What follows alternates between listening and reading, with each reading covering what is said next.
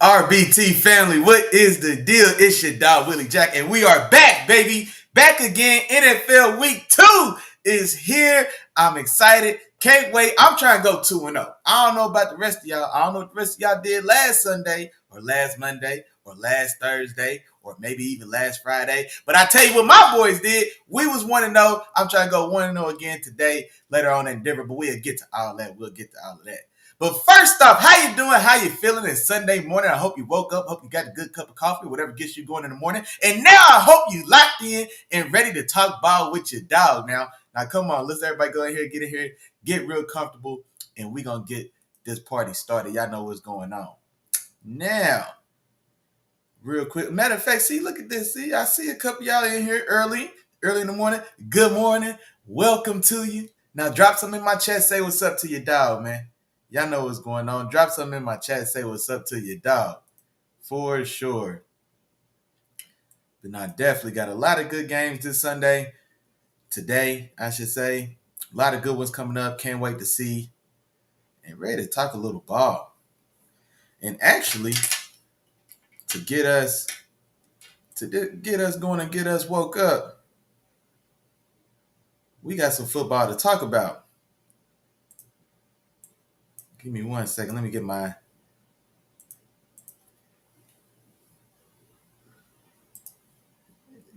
my captions together real quick.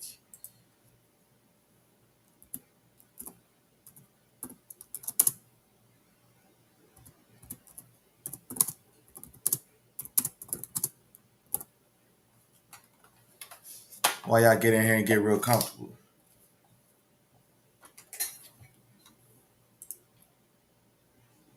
There we go.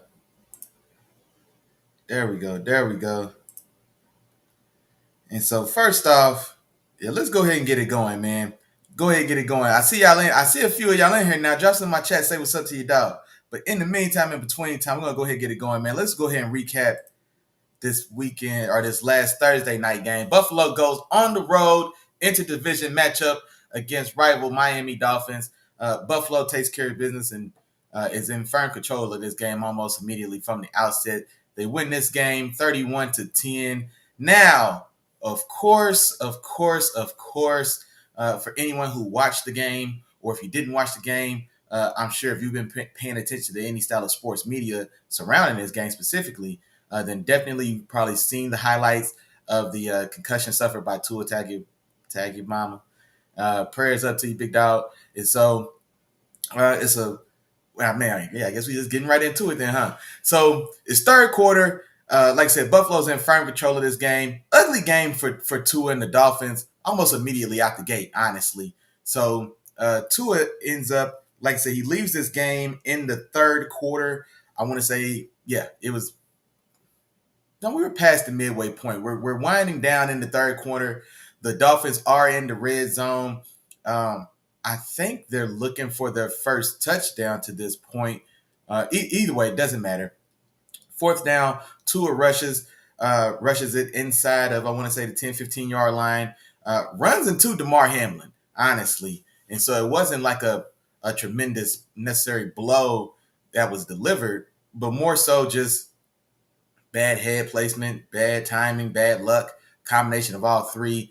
Runs into DeMar Hamlin, and like I said, takes a blow to the head, more so against Hamlin, DeMar Hamlin's, was it like his forearm, maybe his torso, and goes down pretty hard. His arm tightens up, and we see kind of some of the telltale signs of another concussion suffered for sure. His body's kind of locked and seized a little bit on the ground while he's there, kind of, out of it. Players immediately start waving in, the support staff to come onto the field. Does leave the game, of course, with his third official concussion. And so I know a few years ago, where he had suffered some pretty gruesome hits and suffered some pretty bad concussions. It's no secret. We all know about these things for sure in Tua's history in this league, but suffers another one in this one, goes down. And of course, man, it goes without saying, you absolutely hate to see, not just for Tua, but you hate to see any player, period, leave the game hurt, leave the game injured. Um, and so uh, it's always, man, what am I trying to say here? It's never a good thing to see any player suffer any style of injury. And then especially, like I said, let alone, man, just knowing the history of Tua and just how dangerous and costly this game can be to you, not only in your youth while you're playing, but, man, Tua's got some decisions to make about the next 30, 40, 50 years of his life and the quality of it. And like I said, the faculties he has available to him, over the course of that time, man. Football, as much as any of us and all of us love it, especially that's why most of us are here, man. We love the game. We love ball. We love talking ball, watching ball. And so, like I said, we all have an underlying love of the game, man. And so you only get a finite opportunity to play the game and to play it at the highest of levels, like Tua and guys of that ilk are. And like I say, even so, man, you only get a limited amount of time to be able to do so. You know what I'm saying? And so it's a hard thing, man, especially a lot of guys, most guys, a lot of us start playing this game super young, man, 6 years old, 8 years old, 10 years old, 12 years old, whatever the case. And so chasing the dream, chasing the goal, making it there. If you're a guy like Tua, that's that talented, that lucky, that whatever, you know what I mean? And then you get there, you're playing, you're competing, and then, man, to have the game, man, stripped from you, taken from you, circumstance, bad luck, bad timing, whatever you want to call it. But to be faced with that type of this type of situation, this type of decision, if you're Tua, man, and how old is Tua, man? Is Tua 25 years old, maybe? I'm trying to think. First round pick. He got his extension. I want to say, well, he just got that. He just signed that extension, so I'm assuming that was the end of year 4. I don't think he played on the 5th-year option. I think this year was his 5th year. He's on the option. He's got the 4-year extension on top of this, if I'm remembering right, the timeline right. So Tua should be roughly 25, 26 years old, maybe. And is, man, from the outside looking in, I don't have any type of inside information. Don't let me lie to you. But from the outside looking in, man, it looks like he's making a decision about whether or not, his life's work to this point, is it over? You know what I mean? Like, is he done? Is he done? Everything he's dreamed of, worked for from the time, I'm sure, that he was a young child. I don't know how long or how early he started playing the game, but for whatever that time period has been, right now the end is in his face, potentially, excuse me. Potentially that end may be in his face, man. And so that's sad, man. There's no other way around it. There's nothing else I can say about that, as far as just that's a sad reality that he's being faced with right now.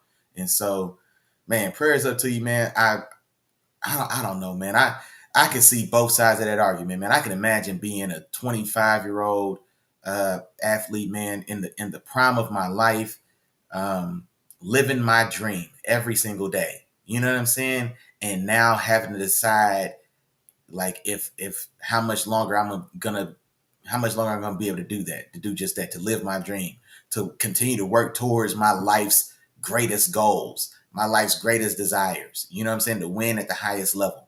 You know what I'm saying? And so, man, that's just terribly sad and tragic situation, man. Empathetic to Tua and your family, bruh. Man, get well, get healthy.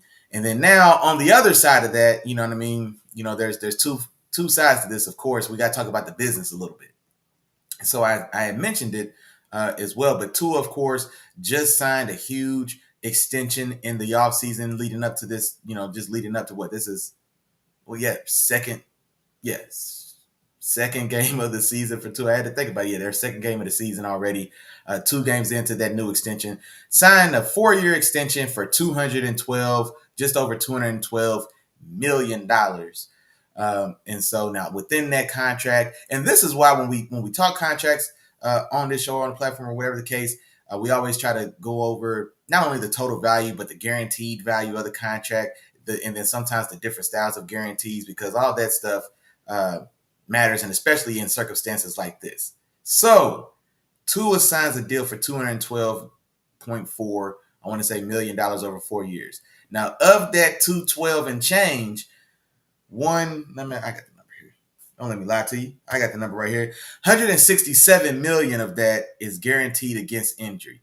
So in a circumstance like this, right now his contract's worth 167 million dollars. Now, of that 167 million that was guaranteed, he already received a large chunk of that, or yeah, pretty sizable chunk of that in the form of a signing bonus of just under $43 million, 42 and change or so was the signing bonus he got at the outset of this contract, right?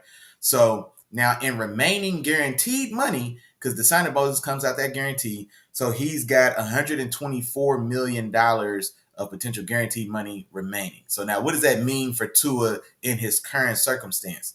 And so, I guess there's three avenues for Tua. Of course, one, um, he chooses to retire. He takes into account the his own injuries history, the issues or the concussions he's had, and these are just concussions in the league. Is nothing we should talk about because I don't know Tua's concussion count at Alabama. I don't know his concussion count at Hawaii in high school. Before he got to Alabama and before he got to the league, and so there's three official confirmed concussions in the NFL. Is it safe? I mean, I'm just talking out the side of my face right now, but I don't see that it's out the realm of possibility that over the course of his entire football career, he's maybe had two or even three times as many as the three official ones we know in the league. And that's not far-fetched to say, realistically. And we got to remember, concussions are on a spectrum. So there's varying degrees for sure. And so now he's suffered what appears to be three gruesome or severe style concussions for sure. But not to say that he hasn't had, I guess, less severe concussions, like I said, in his prior football life. And so taking all that into account, Tua could decide, you know what, man, as much as I love this game, the game don't love me. And that's a sad reality to everybody playing the game, everybody, especially any style of athlete, professional or otherwise. You'll all have a moment where you come to grips with, man, as much as you love this game, as much as you give this game don't love you back, bruh. The game don't love you back. And so Tua's having had that conversation. Now, let's say he has that conversation. It's like, you know what, man, I've got to unselfishly, I've got to choose my family. Because if he's going to choosing himself, he wants to play ball. And I can say that without ever talking to Tua or knowing that boy or seeing him a day in my life. I can tell you he wants to play ball because he's young, he's competitive, he's like I said, he wants to play. This has been his life's goal and desire. He's living his dream every single day. He wants to play. Now, he could take, I'm sure, the advice that he's getting from his family, his loved ones, those around him, those that care about him. They're probably saying, man, it's not worth it. You've made damn good money. There's a lot of money on the table still, but it's still, at the end of the day, it's not worth it, man. You got 43 right now. We can do the right thing with these 43, and we can still be set for the next 2, 3, 4 generations. You know what I mean? Like this is still generational money. And let's walk away and live the next 50 years of your life. Start a family. You know what I mean? Or I believe I don't know his personal situation. I don't know if he's married or whatever the case, whatever that may be, man. Start a family, have a family, build a family.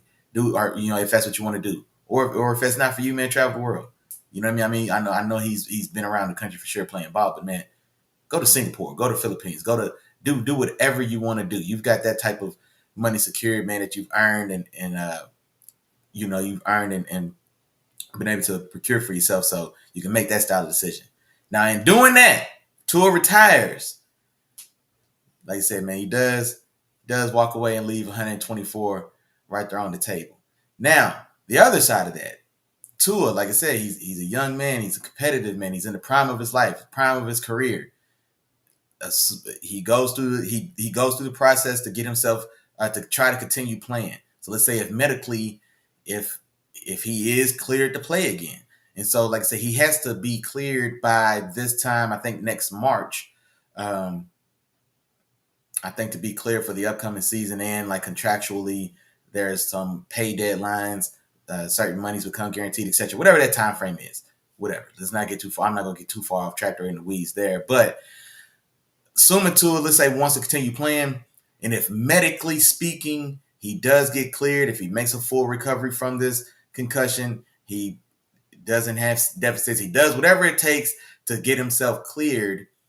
Okay, well then now, uh, he's playing ball, and now Miami has to make a decision. Okay, well, what do we want to do? Or do we want to continue going down this road with Tua? Do we want to release Tua for his own, or our own cognizance, whatever we want to do? Do we want to move on and move forward? Okay, well, what's the ramifications there? So, of course, I think he's got a cap hit next year is going to be just over $50 million.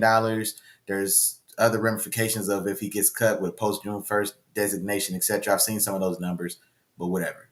Okay, so that's one way to go. Now, the other or last avenue is, regardless of Tua's desires, if he tries to come back, and let's say he doesn't get cleared. Let's say he does whatever he can do to get back when the time comes, and let's say if he is not medically cleared, and if he does get medically retired from this game, well then that 124 is his, because like I said, he wants to play, he's not unable to continue to play because of the injury, because of the concussions. Well then that 124 is his as a farewell, a golden parachute on your way out, man. Go try to live the best life you can. Here's an extra 124 to keep that going, man.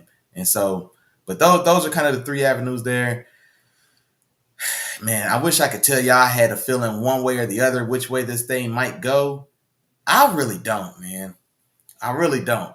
And so a part of me, of course, like I said, I can see this. I can empathize or can try to imagine what he's going through, and I can see an avenue for each way. Like I said, man, I've got 43 right now, man. That was guaranteed that I picked up as my signing bonus to start this year. Man, I've been through a lot. Man, I can think about these next 50 years, man, and get out as far ahead as I can. Like I said, and he's already in the hole, man. And so 3 severe concussions, the way he's sustained, maybe he says enough is enough, and man, it's time to go ahead and walk away. Okay, that's one avenue there. Honestly, I just don't imagine that's what Tua's going to want to do. Especially he coming back after that last one. There were talks about whether or not Tua should still be playing ball after that last concussion that he had, the one we saw on TV, and man, where it was definitely pretty. I mean, it was pretty severe, pretty gruesome to see, especially his reaction. Uh, you know, after the contact, man, and it was pretty bad. There were talks about him maybe needing to step away and walk away from the game at that point. He doesn't do that. He stayed, and this was 2 years ago. Doesn't do that. He stays. He fights. He makes it back. He gets through last season, relatively speaking, healthy. No official concussions diagnosed. He signs the big extension this year. So football's been in his immediate future, in his immediate future, and the plans for himself. Like I said, with all this already going on.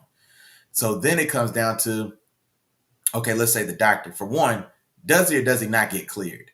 And so, man, I don't know, man. I don't know how this stuff is going to work out, because medically speaking, he may medically get cleared. Like I said, the brain heals itself. He's going to have and like I said, I don't know the timeline or thing. I think the league year starts in March. So I would imagine that he would have to get himself medically cleared by the time the new league year starts, or whatever. Maybe the next time the guarantee triggers start coming into play. That timeline is going to be March. So that's the timeline I'm assuming. But man, yeah. The two easy things is, if he decides to walk away, okay, wash your hands, no harm, no foul. Man, take it at 43. Man, good luck to you for the next 50 years of your life, hopefully. Now, if he gets medically retired, same thing there. Then, okay, there's no decision necessarily be made. The decision's been made for him. Man, look, we're not going to clear you. You're not going to be able to continue to play this game, man. Just, unfortunately, that's what's going on, etc. You get 124 to walk out, to walk out. Now, where it gets dicey is if we meet somewhere in the middle.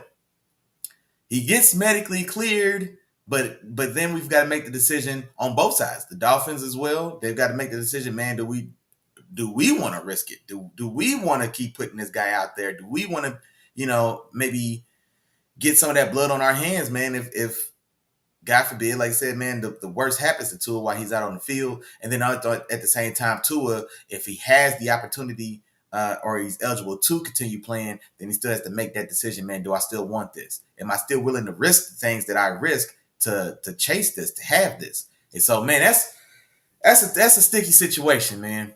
That's a sticky situation. And so, yeah, I don't know, man. I don't know. A part of me thinks I don't think Tua just walks away of his own volition. And that's one thing that I will say. I don't think Tua walks away. I just don't, man. I don't think Tua walks away, not on his own. So I think this is going to come down to whether or not a specialist clears him. Man, I don't know. I don't know.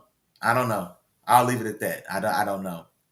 And so, yeah, all right, moving past that directly. Now, let's talk a little bit about the Dolphins still got 15 games left to play in this season. You know what I mean? You still got a $30 million receiver in Tyreek Hill who's on the back nine of his own career. You know what I mean? Still a guy that's at the top, but he's definitely on his back nine as well, man. He's still chasing the ring.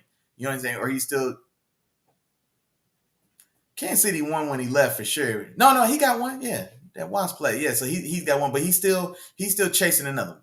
You know what I'm saying? Especially he wants to get one outside of Kansas City, and so I know he still wants one. Tyreek is in. He's in a place in his career where he can catapult he could catapult himself into like upper echelon all-time wide receiver discussions. And depending who you talk to now, some people may already feel that way. Some people may or may not feel that Tyreek is a top 10 receiver all time right now today. You know what I mean?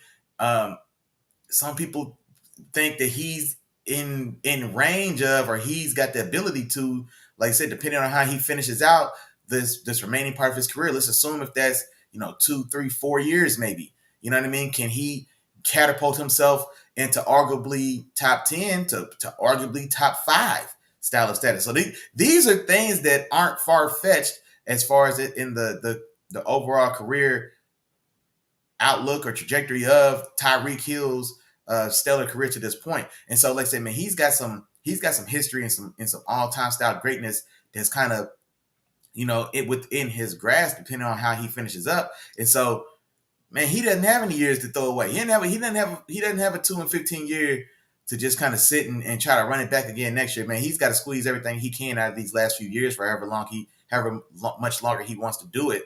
And so, and the Dolphins themselves as well, ownership, they don't hand out these big checks just for the sake of doing it. You re-up and give Tyreek some more bread, $30 million a year. You give Jalen Waddle what, 25 to 27, $28 million a year. You know what I mean? You just gave Tua $212. You know what I'm saying? So you brought Jalen Ramsey over from the Rams. He got some change when he came over there.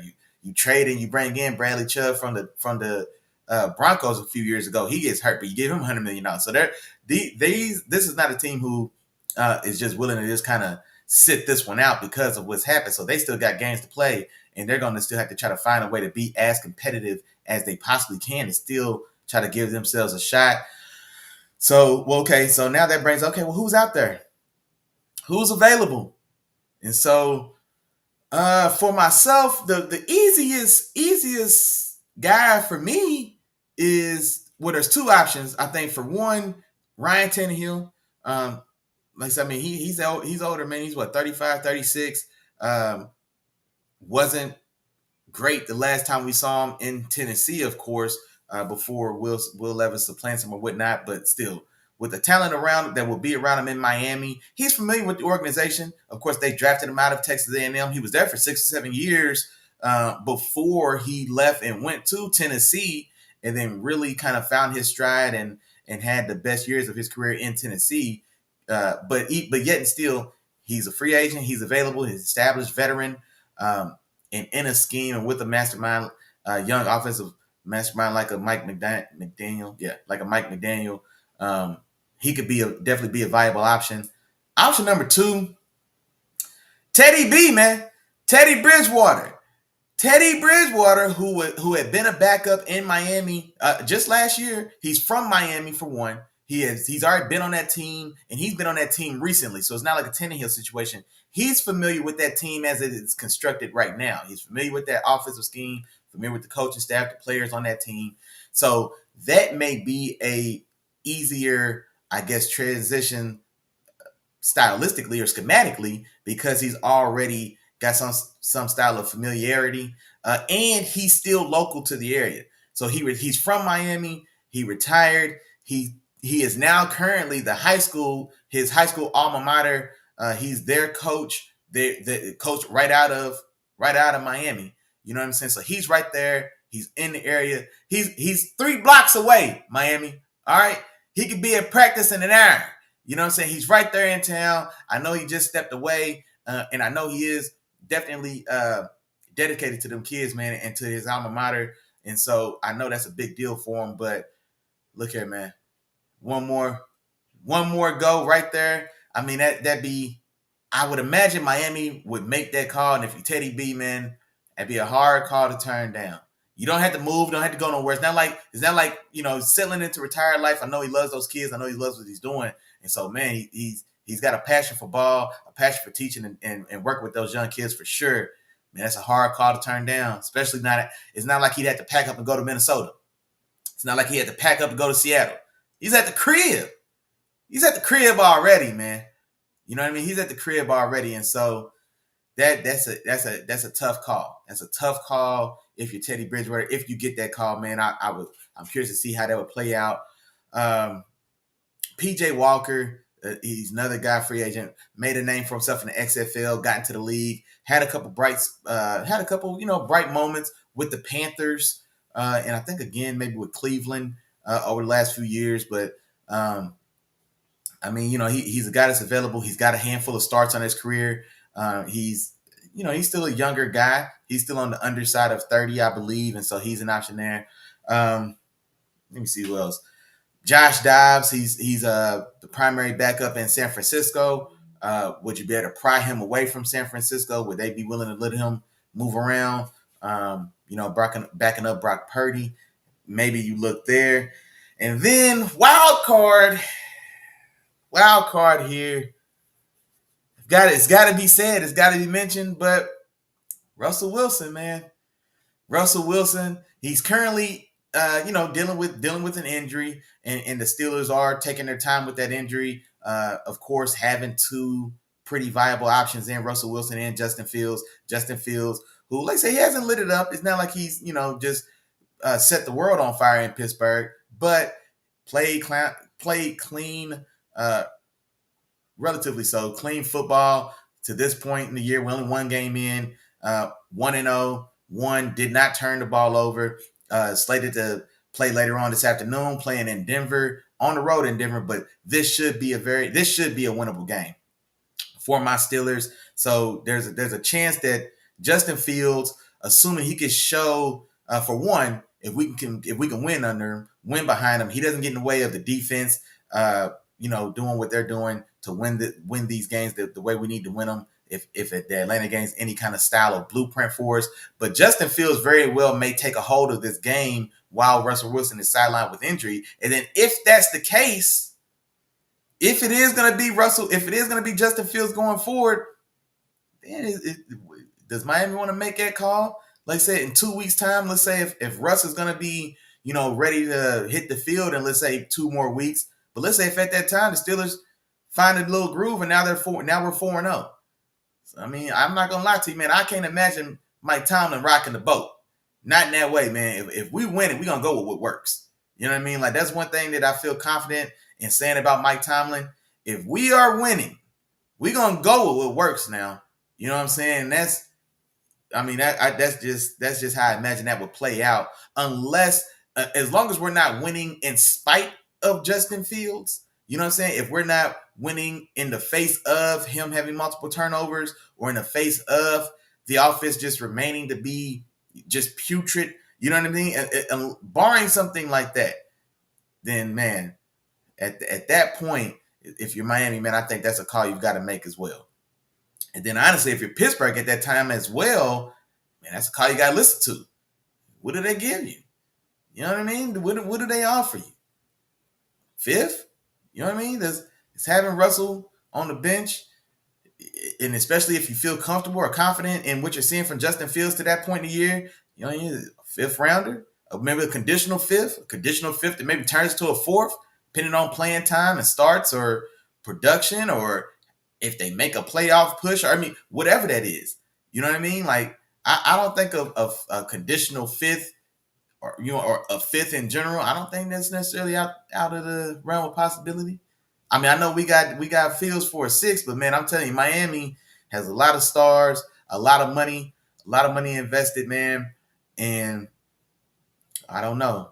I don't know. I think they may be willing to pay a little bit of a premium, man, if there's a chance to maybe salvage this season still with a viable option at the position. And I think Russell Wilson could give them that option, man. And so curious to see, man. Just curious to see how that plays out. But all right, that's enough. That's enough Tua talk. That's enough Tua and Miami talk, man. I'm gonna leave that alone. And now let's get to what we came here for, man. Let's get to today's slate of games. All right, it's football Sunday today. Let's talk about today's game. Let's get it started, man. Dallas at home against New Orleans, and I'm going Dallas in this game, 24-27. Impressive road victory from Dallas in Week 1 against Cleveland. Um, that Dallas defense looks fast. For one, that's one thing I'll definitely say. They look fast, man, and they've hit on some of their young players. Micah Parsons uh, looks great. Had a sack last week in Cleveland. Was a menace in the backfield all day long. DeMarvin, is it DeMarvin? Yeah, DeMarvin overshown.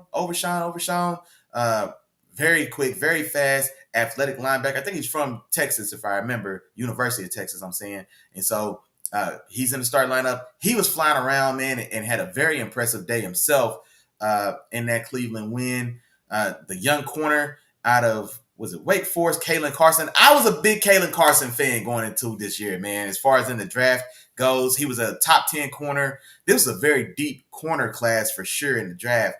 But Kalen Carson made my top 10. I think he was cornerback 8 or 9, I want to say. And he was one of my steals of the draft. I thought Kalen Carson could have been a third round corner. I think Dallas gets him in the bottom of the fifth round. I want to say the bottom of the fifth round, or was it the sixth round? But he goes at least 2 rounds behind where I personally had him graded. Like I said, I thought he was a stud.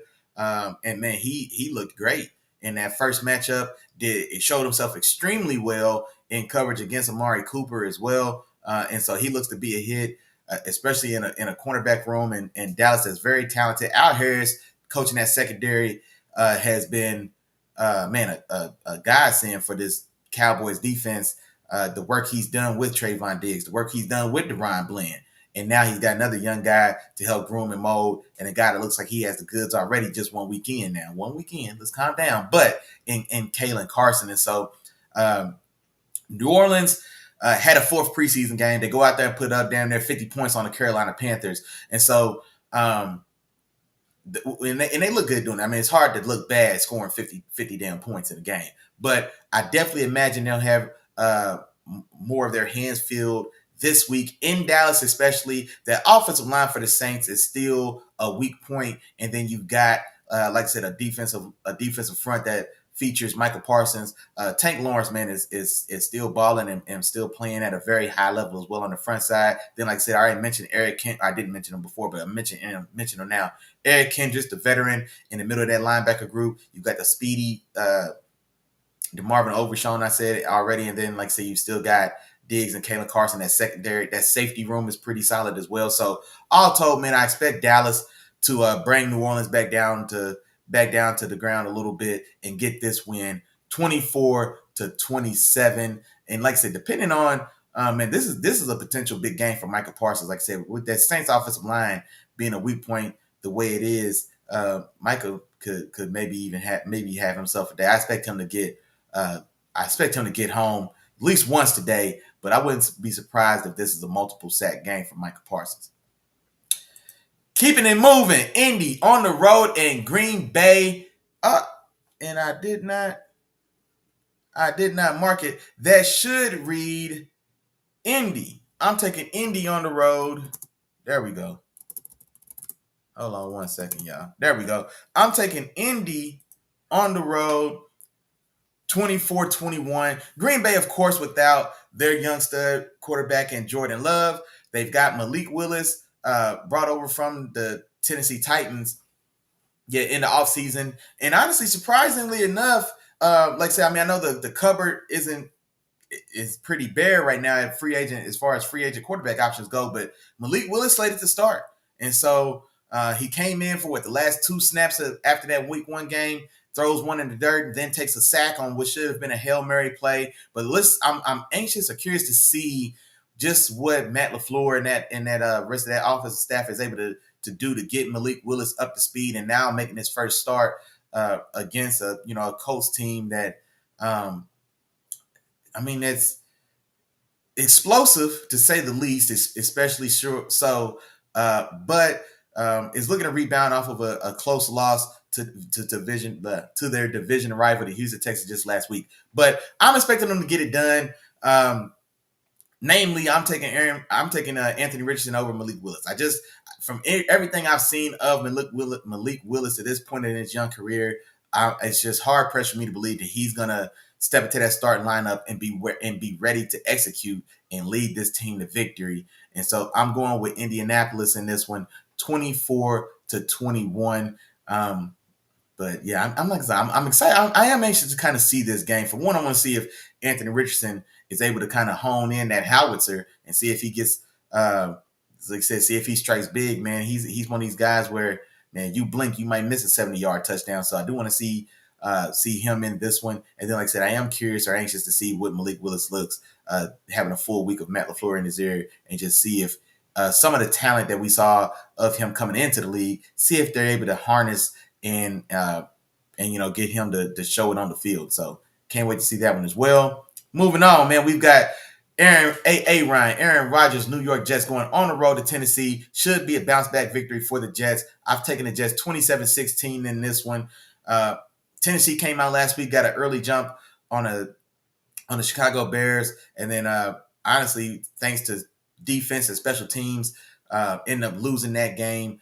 Levis, of course, throwing the back-breaking pick six to cement the loss, or cement that loss for Tennessee. But I'm looking for the Jets now to kind of find a little mojo and start stacking some wins here. Week 1 on the road in San Francisco was always going to be a tall order, and so now you've got a very winnable opponent in Tennessee, and now I think is where we start to see the real shades of just how proficient this offense can be. With Aaron Rodgers at the helm, I want to see Garrett Wilson get loose against this Tennessee Titans secondary, which I think he should be able to do. And then also Breece Hall as well. I want to see how he looks now in week 2 after having a tough week in San Francisco. Now, this Titans defensive front isn't a slouch, though. You've got Jeffrey Simmons. You got Devondre Sweat from UT that they just drafted in the 3rd round this year as well. So they've got some big bodies on that Tennessee Titan front defensive line. But yet and still, man, I still want to see Breece Hall show the explosiveness, show the dynamicism in both the run and the pass game that had a lot of people speaking very highly of him going into this season. But like I said, I expect to see the Jets get this one done.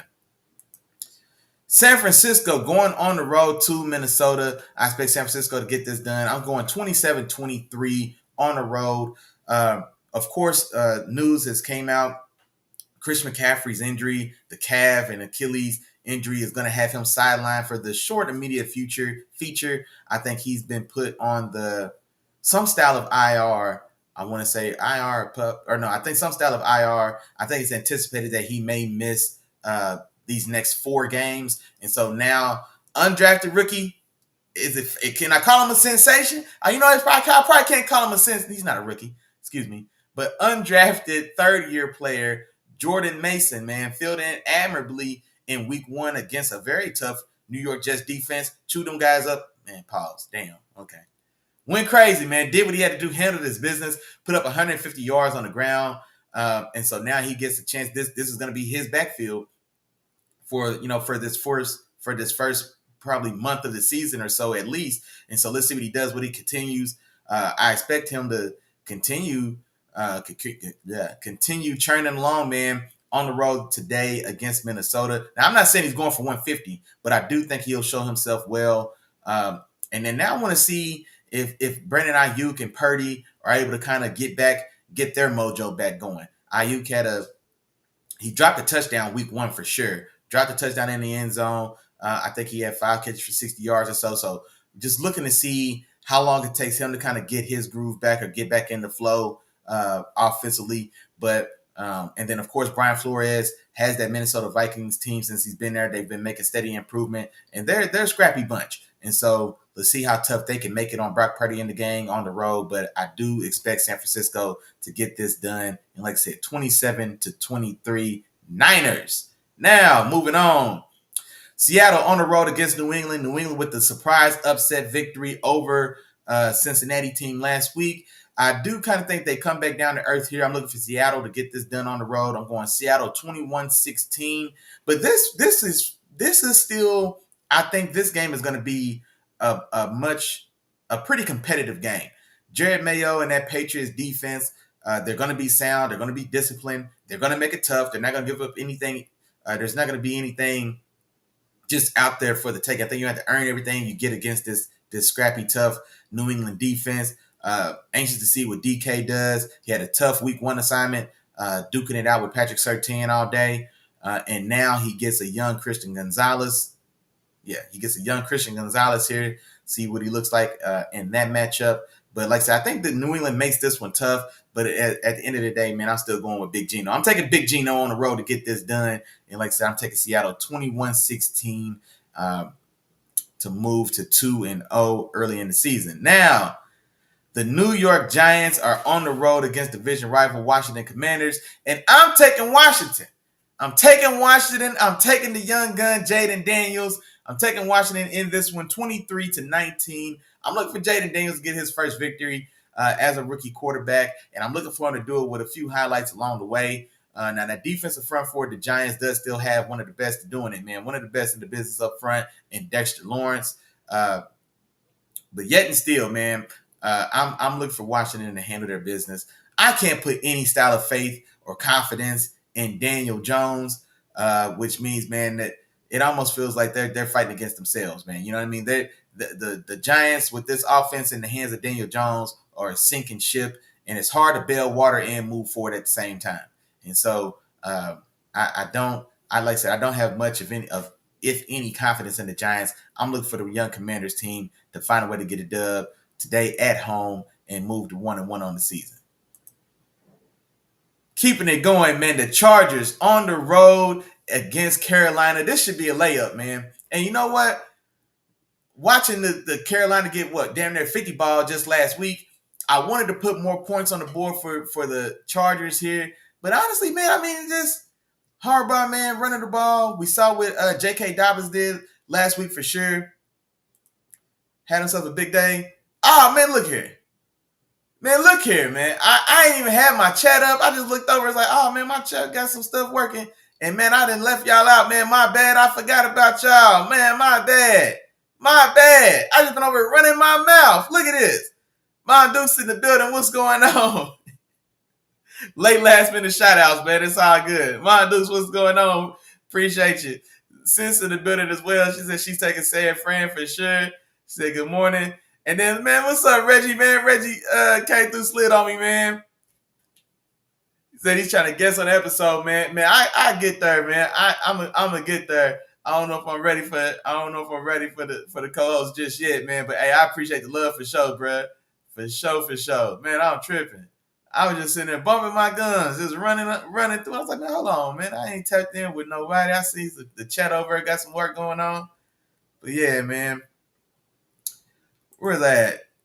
Chargers, yeah. So Chargers on the road. I expect them to get this done, man. Carolina is doing their best impersonation of an NFL team, and man, they are getting exposed. I mean, it's only been 1 week now, but man, like I say, I don't expect the Chargers to have much of any trouble in handling this Carolina team going across the country on the road. Taking the Chargers 24-10. I want to see Justin Herbert get something going in this game, man. That's what I want to see. Okay, so points should be there for the taking against a poor Carolina team. You shouldn't have much issue as far as Bryce Young is concerned and the rest of that offense. I'm looking for a big day for the defense as well. Bosa and Mack both had sacks last week. And like I said, this should be a big day for this defense, man. So I would look for a big day defensively from the Chargers, and then offensively, man, I just want to see what they get done. Like I said, does Herbert kind of air it out a little bit? Do we see some? Do we see some style of explosive passing game? With Ladd McConkey and Josh Palmer and Quentin Johnston. Like I said, it's not a room full of stars at all. But like I said, man, against a soft target, man, I want to see if they can find a way to to build a little confidence. This is a game in which you should be able to build a little confidence, offensively and defensively for sure. But yeah, that's what I want to see from the Chargers in this one. I expect them to be 2-0 after this weekend, though, for sure. Cleveland, man, after a tough 0-1 loss last week to Dallas, Cleveland goes on the road to Jacksonville. I expect Jacksonville to pull this off 24-20. Man, from bad to worse or worse to bad, I don't know, man. But from Bryce Young now to talking about Deshaun Watson. And matter of fact, and then right before that, we talked about Daniel Jones, the three worst guys at the position in the league. They games just having to fall back to back in the listing, man. So same thing I've kind of said with Daniel Jones and with Bryce Young. It's hard to have any confidence in any of those offenses because the quarterback play is so subpar, man. And so I don't expect anything to change. Now, the difference between the Panthers and the Giants is that while the Browns have a bottom three quarterback in the league, it looks like they've got a top three, top five style of defense. And so when you've got a defense with the ability that Cleveland does, you should always have some style of chance. And then even the rest of that roster, man, that roster is pretty solid offensively as well. And so if Deshaun can give you anything and that defense is playing up to the level that we know they can, then they should always have a chance to win. But I just have no confidence in Deshaun Watson or that offense. I think just one weekend, but Trevor Lawrence, I thought looked solid in their week one matchup. I want to see what Brian Thomas Jr.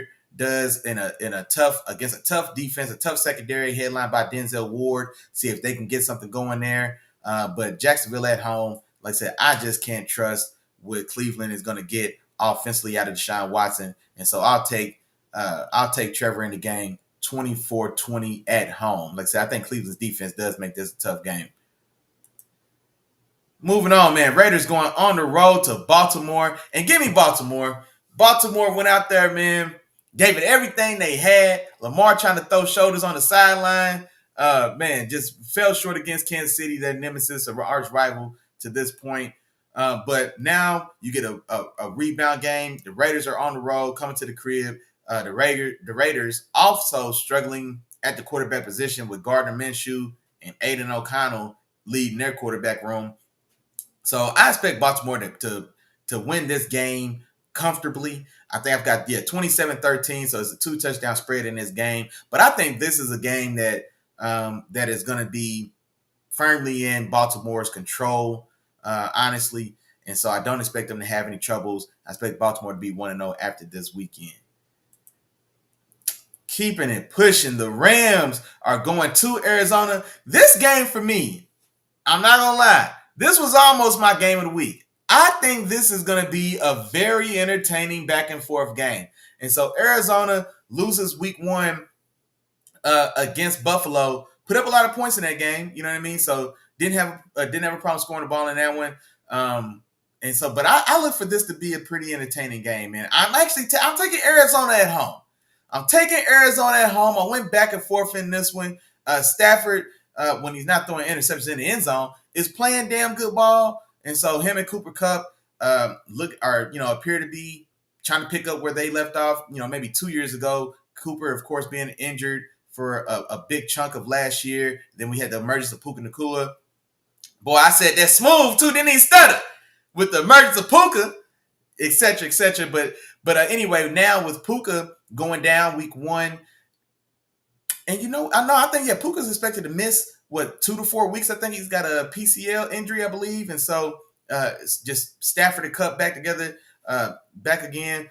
And so we'll see what they get done against this Arizona Cardinals defense. That definitely was a soft spot last year. They've got a lot of young guys on this team. They've done a lot to try to revamp this roster. But like I said, so I do think there's going to be space and opportunity to score points on both sides of the ball here. I do want to see Kyler get it going with Marvin Harrison Jr. I think this could be a game in which maybe, Lil Marv. I don't know because it feels weird calling him Marvin Harrison because I instantly think Colts. So I'm calling man Lil Marv, man. It's time for you, Lil Marv. Time for Lil Marv to show up, man, and show out today. Hopefully Kyler gets him the ball.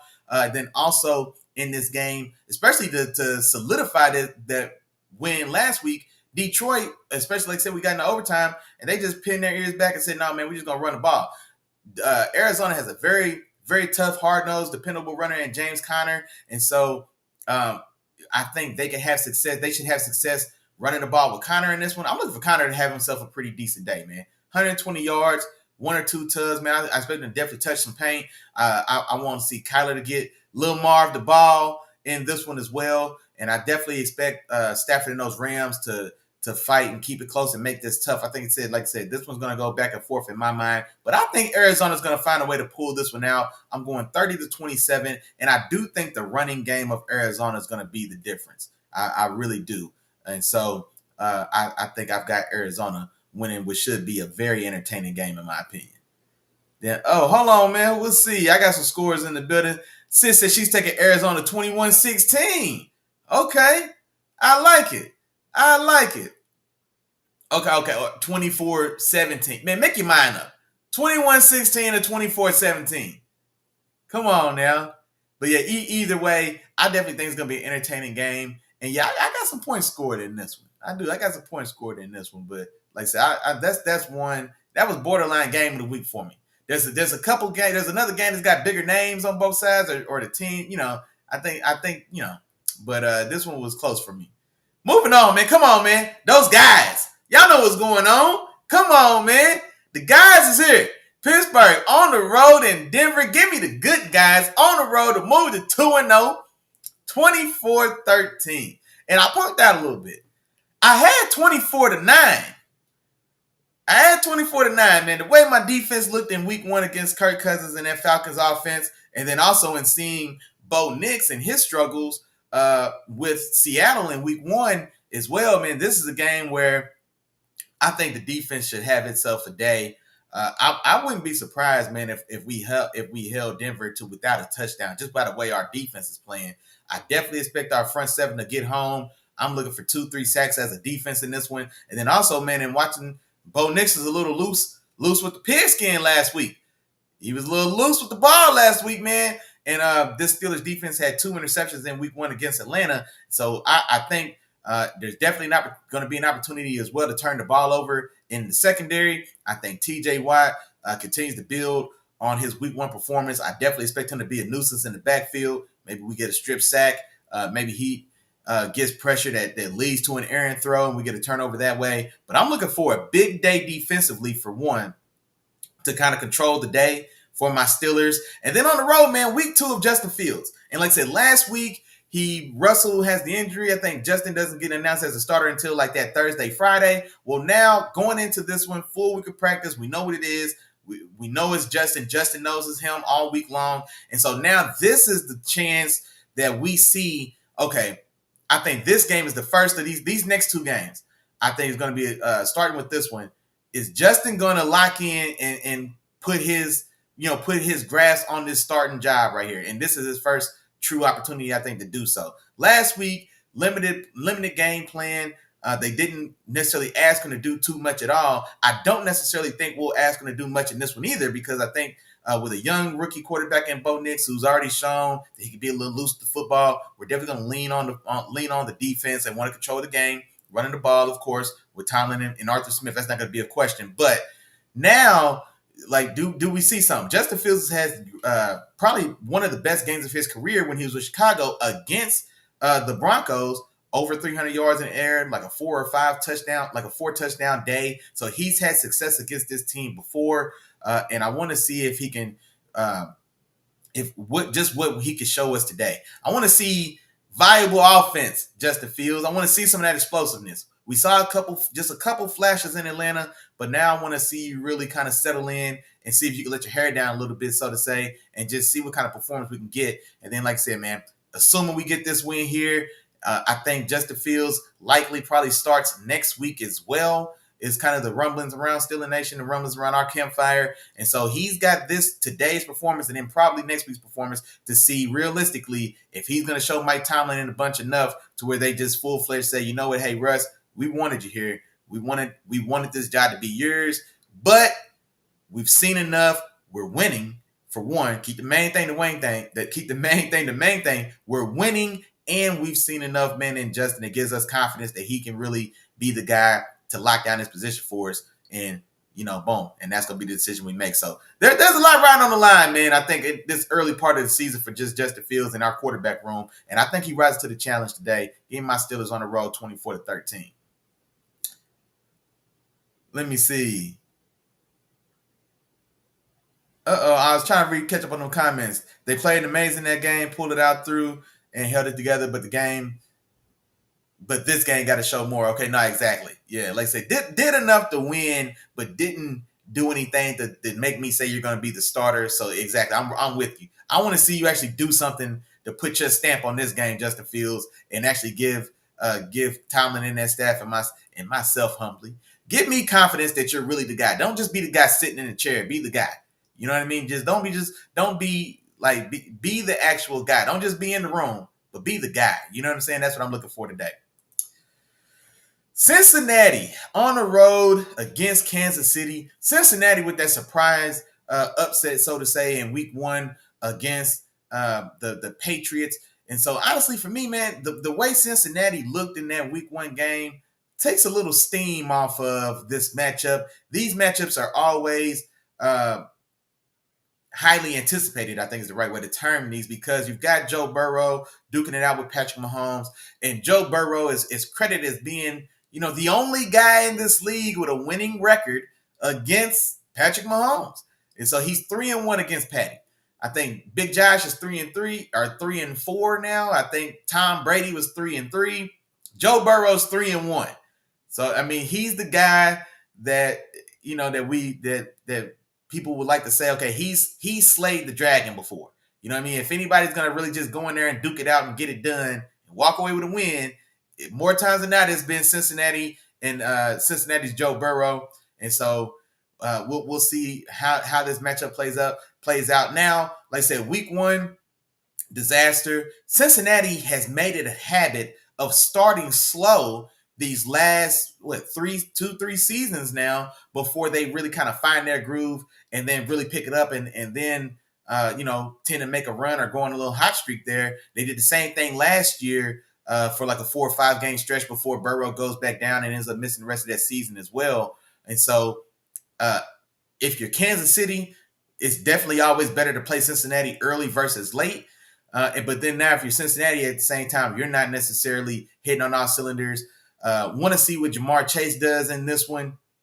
That Kansas City defense, shout out to Spags, man. Steve Spagnuolo's had that defense primed and playing damn good ball, man, especially that defense being the forefront of that team last season on a Super Bowl run and still playing good ball now, continuing that play. So I want to see what Cincinnati and Burrow get done today in Kansas City. I am taking Kansas City to defend a chance to get this done. I'm going 27-23 to get this win. But I hope we get a good game. I want to see a good showing. I want to see a good showing from Joe Burrow and Chase. I want them to get back to kind of get things going. The league is more exciting when Burrow to Chase is a hot commodity. And so I want to see how that looks there.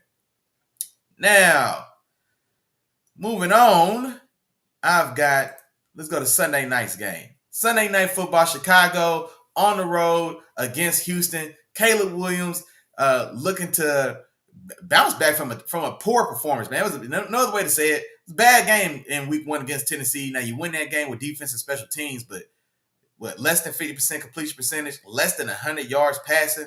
Like, come on, big dog. You know what I mean? So I want to see him bounce back, and I want to see some of the ability, some of the excitement, the things that were truly the dynamic and the things that really made him special coming out of USC. I'm ready to see some of that on the field.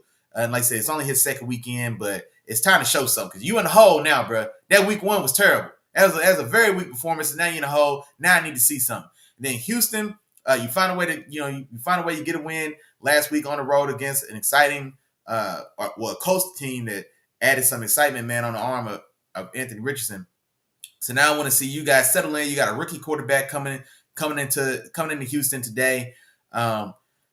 See what that defense gets done. Will Anderson up front, Daniil Hunter as well. So see if they can get home and force some errant throws from Caleb Williams. And then also, man, that secondary, I want to see y'all pick it up as well. Jalen Petrie, I'm talking to you, man. Derek Stingley, I want to see y'all have good days as well. And then offensively, man, I want to see C.J. Stroud and Stephon Diggs continue to kind of find their way. So Diggs doesn't have a great day as far as yardage is concerned in week 1, but he touches paint. 2 touchdowns now. He only had 5 catches for like 35 yards, but 2 touchdowns. Well, now I want to see you actually get loose, man. Stretch them legs a little bit. You know what I'm saying? 7 for 120. You know what I mean? I want to see something like that. I want to see a vintage Stephon Diggs performance. See how you duke it out with Jalen Johnson. And then Nico Collins as well, man. See how Jalen Johnson does, splitting his time between the two of y'all. And so that's the thing that's exciting about this Texans offense is that you've got so many weapons. Because now if you're worried about Stephon Diggs and Nico Collins, man, we can't sleep on Tank Dell. You know what I'm saying? And so there's options there. Dalton Schultz at tight end is getting buckets. Joe Mixon looked damn good week 1. 30 carries for what, $150? And so, man, they've got weapons galore for this Texans offense. And so I think when it's all said and done, especially with Caleb Williams not yet kind of finding his groove or finding his, finding his way just yet to be able to duke it out with duke it out with C.J. Stroud just yet. But I'm going Houston to get this done 24-19. I think Chicago's defense I think Chicago's defense, for whatever reason, when I was picking this game, because now that I just talked about all the weapons on Houston, I almost want to spread this out a little more. But I'll leave it where it's at, 24-19. And I think Houston, Houston and that defense is going to get this one done. Now, moving on, where we at? Monday night. Man, we flying. Oh, hold on. I'm sorry. My bad. I got some scores. Kansas City 24-21 over the Bengals from Sis. Okay. And then Texans 17-13. Okay. She got a close game as well, but taking the Texans on the Bears 17-13. Okay. I'm with you. Then Monday night, Atlanta on the road against Philly. I'm taking Philly 28-16 in this one. If my Steelers, if my Steelers performance defensively is any tell, man, I think Philadelphia has a chance to have a pretty successful day against Atlanta as well in this game. They are at home. I'm looking for that defensive front to really get after Kirk Cousins. Kirk, who coming off of the Achilles injury, he's never been too fleet of foot anyway. So that's, you know what I mean? So even that notwithstanding, but man, as limited as he's been athletically for his whole career, now he's 35 and trying to come back or deal with an Achilles injury. And so, man, he's a soft target in the pocket, man. At least still for these upcoming weeks. And Philadelphia, they got young Jalen Carter in the middle. I'm gonna look for him to be an absolute force today against Atlanta's defensive interior. And so look for him to get home. And then the rest of those pieces as well, man. They've got a pretty good group of young guys there. They always keep a pretty solid or deep defensive line rotation there in Philly. Everybody's going to stay fresh. Everybody's going to get to pin their ears back and hunt a little bit. And so, man, if you're Atlanta, I'm worried. I mean, if you're Atlanta, man, that Steelers defensive front last week, now you get Philadelphia's defensive front this week. And so this is going to be a tricky one for Atlanta. And then also for Philly offensively, I like what we saw from Kellen Moore's offense in week 1 in Brazil. I did, man. I like seeing the explosiveness return to this offense.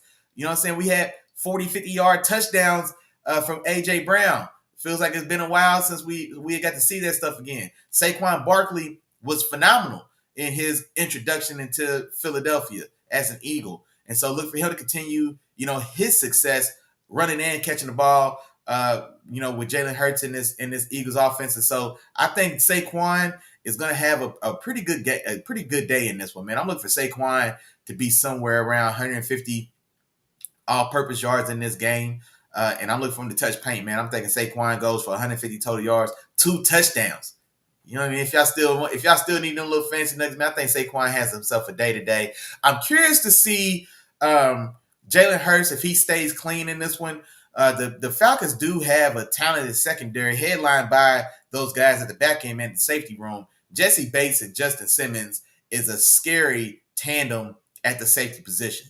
And so, the upfield passing game that I was just talking about with Jalen Hurts and A.J. Brown, and of course, I should have mentioned Devontae Smith as well. But when you got ball hawks, true ball hawks on the back end like the Falcons do, man, you got to pick your poison. You got to pick your shots and pick your spots correctly because these guys they get they'll burn you. And so curious to see if Atlanta can make something happen in that way on defense. AJ Terrell, I think, had his hands full with George Pickens last week, and we didn't air the ball out. I think he gave up 2 big pass completions. One of them they called back for a terrible OPI call. It was a horrible call, but still, man, I think 3 deep attempts between George Pickens and AJ Terrell. He completed 2 of them and for 100 yards worth of passing.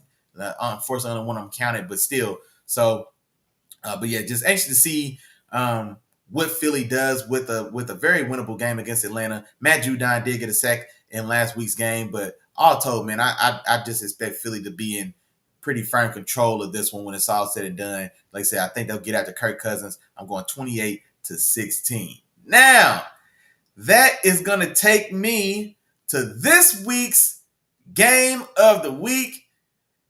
And I'm going Tampa Bay at Detroit, game of the week. Tampa Bay, of course, had an impressive week 1 victory. Baker Mayfield, Big Bake. Y'all know what's going on with Big Bake, man. Big Bake had a very impressive week 1, 4 touchdown passes, damn near 300 yards, no interceptions in their week 1 victory. And now he goes on the road against Detroit. And honestly, I went back and forth with this one as well, man. I think Jared Goff, you know what I'm saying? Y'all know what I say, man. Jared Goff is going for 30, man. Jared Goff going for 30.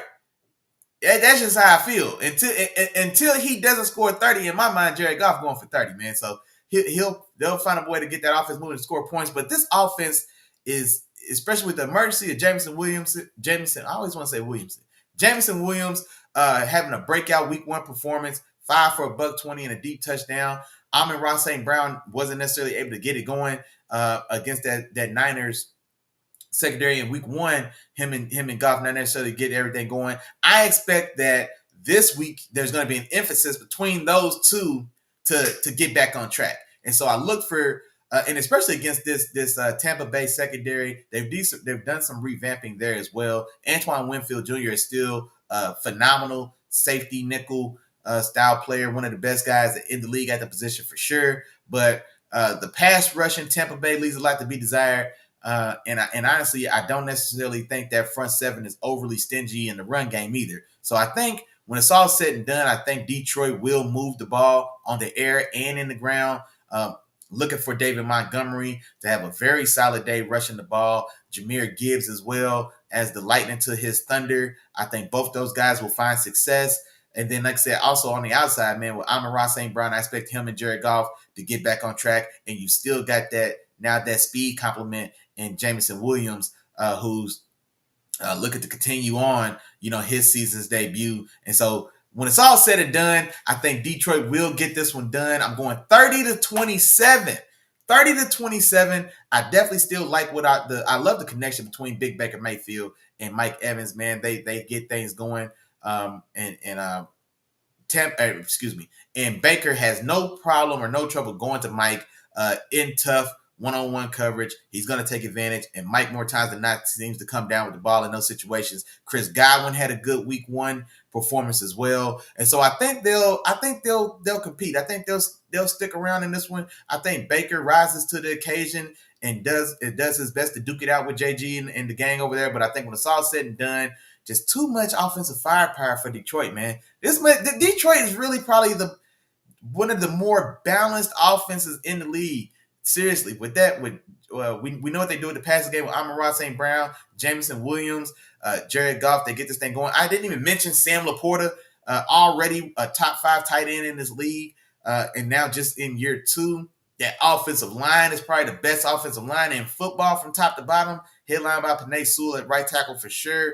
And then we still got that scrappy Detroit defense. We know what Dan the Man Campbell's all about as well, man. He will put his foot on your throat every chance he gets. And so I look for Tampa Bay to try to hang in there and make this tough.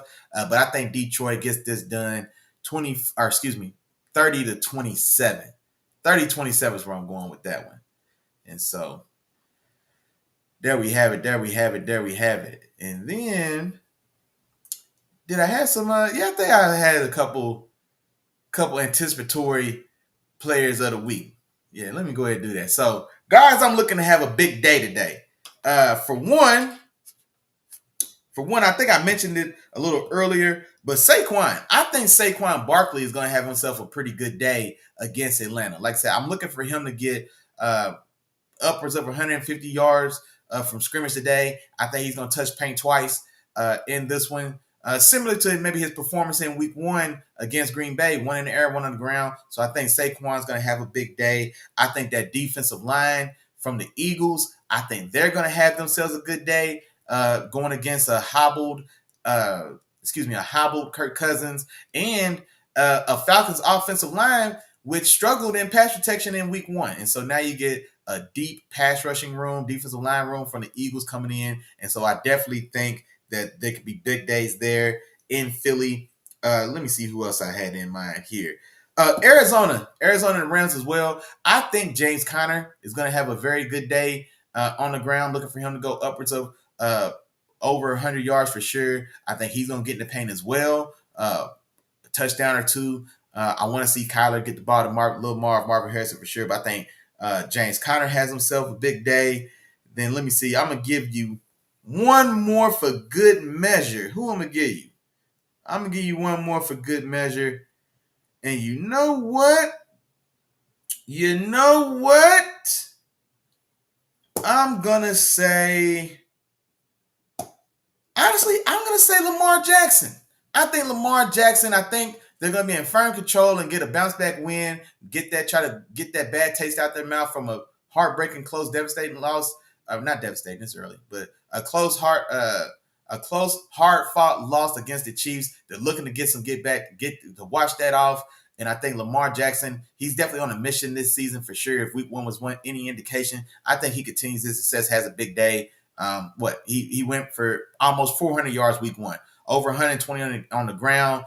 Damn near 300 in the air. So I look for him to get things going here. Max Crosby didn't have the day I expected him to have against rookie Joe Alt in week 1. I definitely think with Baltimore's offensive line, I think Max Crosby and Christian Wilkinson both, they have a chance to be more of an issue this week against a Ravens offensive line that's still kind of trying to solidify and find its place here. But I think that just means for me that Lamar's going to be squirting out the backfield, and we'll see him stretch his legs a little bit today because maybe he is feeling the pressure and does get flushed. And then once he's in the open field, man, he's a nightmare, the likes of which we've rarely seen in this league. So I think Lamar Jackson has a big day. I'm looking for Lamar to get 3 touchdowns in this day. I'm looking for over 300 yards, all purpose as well. And so those would be the guys I'm looking to have big fantasy days today. You know what I'm saying? Fantasy players of the week this week. And so that's where I'm going there. Then let me see. Sis said Lamar definitely coming out on top. He's on a mission. Yeah, I'm not gonna lie, man. Seeing Lamar, man, he was definitely it was let me see, what's the right word I'm looking for? That was a week 1 Super Bowl. Like I said, the Ravens definitely understand that the Chiefs are the bully on their block, man. The Chiefs are the team that has their number. They cannot get to the place they want to go if they can't conquer that demon. If they can't slay that giant, they can't get to where they want to go. They went out there with that on their mind, and they still fell a little short, but they are definitely on a mission, man, to show that they can conquer that mountain. And I think now they have to take some of that frustration out on this traveling Raiders team. And so, but yeah, I'm with you. Yeah, Lamar's definitely watching him in that Chiefs game, man. he's definitely playing with or at least he played that game, man, with a visible edge and chip on his shoulder, and just in the way he was trying to go about handling his business for sure. But no, hey, there y'all have it, man. That's it. That's it. That's all of them. That's all 17 games this week, man. So it's every Sunday game. That's Sunday night. That's Monday night. You know what I mean? Gave you a couple little nuggets. Yeah, I sprinkled in a couple little nuggets there, man. And then, of course, my game of the week was going to be Tampa Bay on the road in Detroit. That's the game I'm going to be tuned into right here. Oh, man, I got tons of time. We got 40 minutes, man. 40 minutes till game time. I can't wait to see what my boys do this afternoon in Denver. Looking for Big Bacon and Jared Goff to give me a very entertaining 12 o'clock game. And then other than that, man, y'all know what's going on. Y'all know what's going on. We will be back on Wednesday, man. Wednesday, 7 o'clock. Tap back in, tune back in with your dog, man. We'll go over this week's games, see where I was right, where I was wrong. You know what I'm saying? Feel free to leave me a comment. Let me know how you feel. Let me know how your team does as well. And until then, y'all take care. Y'all be smooth. Happy Sunday to everyone.